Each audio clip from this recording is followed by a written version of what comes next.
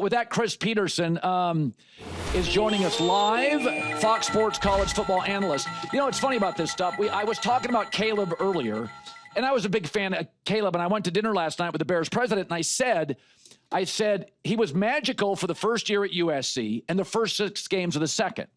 And I said then that Notre Dame game happened. He got sacked 6 times, and I think Lincoln Riley and Caleb lost trust in the O-line, and he got into really bad habits, and I thought last year in Chicago, the coaching staff didn't correct those habits.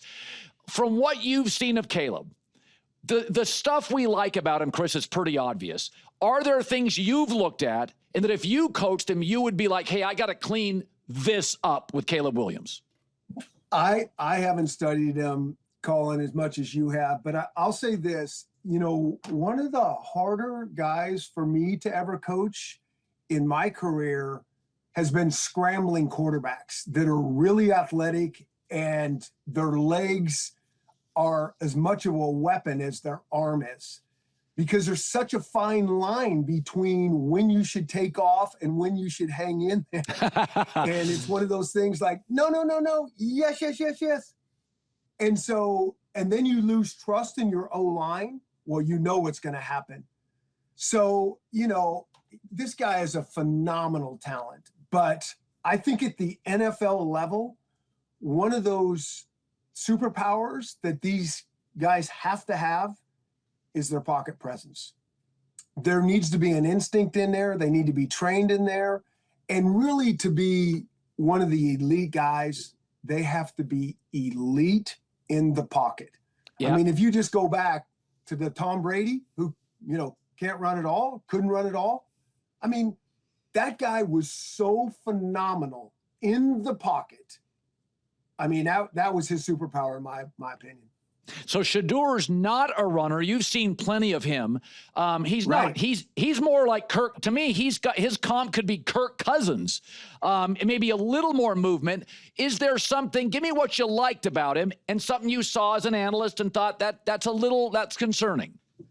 Yeah. Well, I did like him a lot. I saw flashes where you saw the arm talent, the anticipation, I mean, the accuracy. So all those things you did see. I mean, at Colorado, I put together a highlight one time in Washington. I was like, oh man, this guy's got something.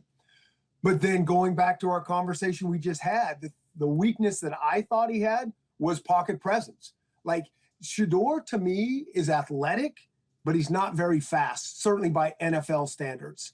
So he is going to have to like minimize what we're seeing on tape right here and learn to get really good in that pocket. And if he does and gets comfortable there, which is a big F, I think he can be really good.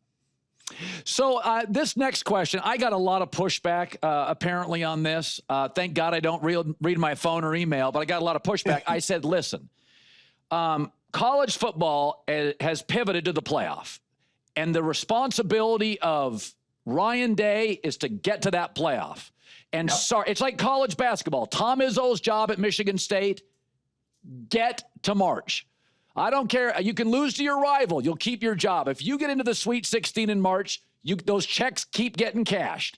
And so I look at Lincoln Riley, and I say to myself, he doesn't get to play Oregon State anymore, or Washington State, or Cal, or Arizona. Now it's Ohio State's going to be on the docket, and Michigan and Penn State. The travel's worse. The weather's worse. And also the 3 teams that followed him to the Big Ten are Oregon, Washington, and his rival. So yeah. I can see Lincoln and USC going, guys, we'll play Notre Dame occasionally early in the season. We don't want to have an annual November game. And I defend blowing up that rivalry. Urban Meyer doesn't like it. But from a coaching standpoint, how does it land for you potentially not making that a regular game? I get 100% where the Trojans are coming from. Now, do I like that for the greater good of football? Absolutely not. No one does that loves college football. That's one of the most historic rivalries in all of college football. So it's like, wait, what? What are you doing? But I get it because you said it. It is about getting to the college football playoffs. And, you know, I actually like the selection committee. I kind of like that subjectivity. But one thing that I do think has been a little bit skewed with them is strength of schedule. They always talk about that, but when push comes to shove, in my mind, when I look about who they put in, they lean very heavily on the wins and losses, maybe more so than the strength of schedule. You know, I look at the March Madness like you were talking about, and you know, they have all these metrics and no one seems to debate those on strength of schedule and RPI and all those type of things. And I think if college football brought that a little bit more into the game with the committee, I think it could make for a good formula. So listen, most college football coaches, yourself potentially included, they love tradition of it. And there's a lot of movement. There's the playoff, there's the NIL, there's the transfer portal. Now, the thing that bothers me more than everything is the transfer portal, because my take is I don't mind if you transfer. I don't like you transferring 3 times. Right. First of all, I actually don't think it's good for the kid. I think you have to fight through bad situations in life. And if it was up to me, I would say you get a transfer, but you can't transfer more than once over 18 months. That'll give you about 2 in college. You don't get a transfer every year. And you could say, well, coaches leave. They don't leave every 18 months. That's not the way it works. And coaches, by the way, are bosses. Players are employees. My bosses at Fox get things that I don't get. That's the name of the game. But if I said to you, what needs more tweaking going forward? The transfer portal or the NIL? What scares you a little bit? What worries you more? Colin, if I'm hearing you right, are you trying to lobby to be the commissioner of college football? Because I think we'd take you. I think we would. I mean, here's the thing about what's going on, and I think most fans understand this. There's a lot of good information out there. There's a lot of logic, some of the things you're talking about. The problem is everything's getting sued right now. And the lawsuits are not over yet, even though the House settlement's coming down and it gives us a little more structure, but who knows how that's going to last. But there's no question, you know, the NIL, I think most people in the game, the coaches, the players, they get the NIL. I think everybody's on board with that. There's no question it's the transfer portal and the tampering and, you know, a guy going to 5 schools in 5 years and all. And you're right. It's not better for the kids in the long run. There's just no real structure to it. And I'll tell you, me being not on the sidelines, my whole heart and soul's into the greater good of college football. And it's just like, I worry. I talk to so many fans like you do that are getting so fed up with the college game. You know, it's like, I've heard so many people like, I'm out. I'm not renewing my tickets. I'm done with college football. And it's because for a lot of these longtime fans, they have a hard time wrapping their mind around paying the players. That ship has sailed. I think they can get over that. Yeah. But what they don't want to do is pay these players and then have them leave every year. You don't even know who the players are. Agree. And I think you're feeling that even more so in college basketball. To me, college basketball problems are always a couple years in front of football, the extremeness of it. And you're seeing that in college. You know, I used to be the biggest college basketball fan, and I can't even follow college basketball. So I know that's coming in college football unless we put some guardrails on this thing. So I hope it gets worked out sooner than later. Yeah, and I also think if the transfer portal is one of those things, it's like in life, I make more money, I'm happier, where more money, more problems. And I look at the transfer portal and you say, I can go buy a starting corner. Brian Kelly, Lincoln Riley, Deion Sanders, a lot of these programs that brought in heavy transfers, their chemistry's no good. So I still, like Dabo Swinney this year is going to have a great team. He doesn't believe in the portal and the NIL. So I still believe you have to build through high schools. Okay, I want to go to this article with Sean McVay. And if you haven't read it, folks, it's just great. And basically, Sean was going through a personal crisis a couple years ago, and you reached out to him and said, hey, I know what you're going through. Sean McVay is one of those people that I remember the first time I saw him at the podium, I was like, how old is he? He should be a president. With your conversations with Sean McVay, have you ever met a coach, maybe at that age especially, What to you is the secret sauce to him? Because I think there's an argument, even with Andy Reid, he is the best coach in America right now. You can argue college or pro. He may be the best coach in the world. What jumped out to you as a veteran coach with him? Colin, I think you're exactly right. I think this might be the best coach in the world. I mean, and I'll tell you why. The guy is truly a football savant.